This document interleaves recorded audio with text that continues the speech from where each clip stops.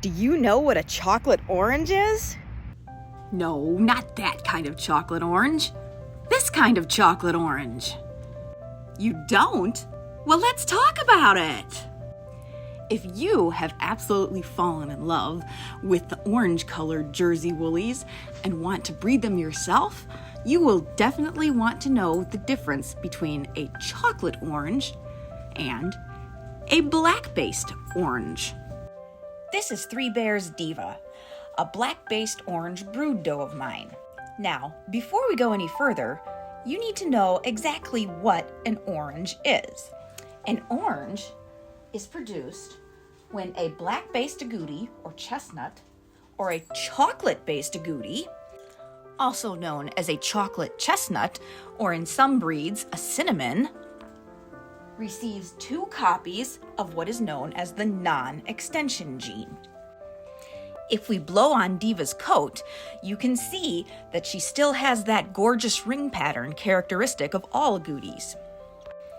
The non-extension gene prevents that base color, either black or chocolate, from extending all the way along the hair shaft, from base to tip. However, the non-extension gene does not remove that base color completely, which is where we get what is known as smut. If we take a closer look at Diva's face and ears, we can see black on the tips of some of the hairs. This is known as smut, and it is the little bit of coloring that the non-extension gene has left over. And if we're just talking about color and not type, the less the smut, the more desirable the orange. Here's one of my little babies from last fall. He's all molty, losing his baby coat. But even in him, you can see he's black-based, and you can see that the tips of his ears and slightly around his face, he's a bit smutty. Look what this little stinker did to me while I was getting him out. He's a squirmer. I better clip his nails. Both chocolate-based oranges and black-based oranges are accepted on the show table. But a judge, in general, if we're just talking color here and not type, will want to see the rabbit that is the least smutty. Let's take a look at the chocolate-based orange now and see what differences we can see. This is PP's Peach Sorbet, my chocolate-based orange brood buck. He also has a bit of smut on it, but it's not quite as obvious as it was with the black-based oranges. In fact, you have to get up real close to his ears if you want to see it. Take a real close look up there and you can see there's a little bit of chocolate coloring on the very tips of those ears.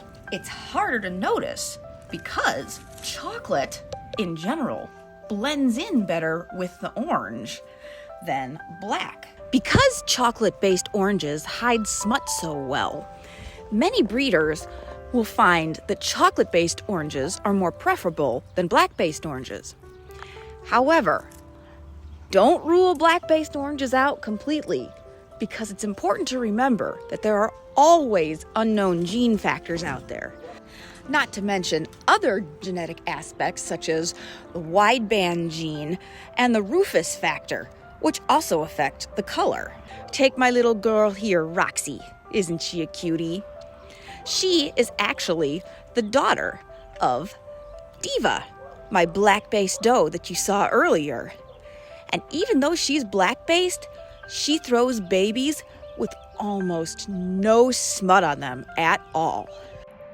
And that, my friends, is my little spiel about the difference between a chocolate-based orange and a black-based orange. I hope this helps you find direction on your breeding journey.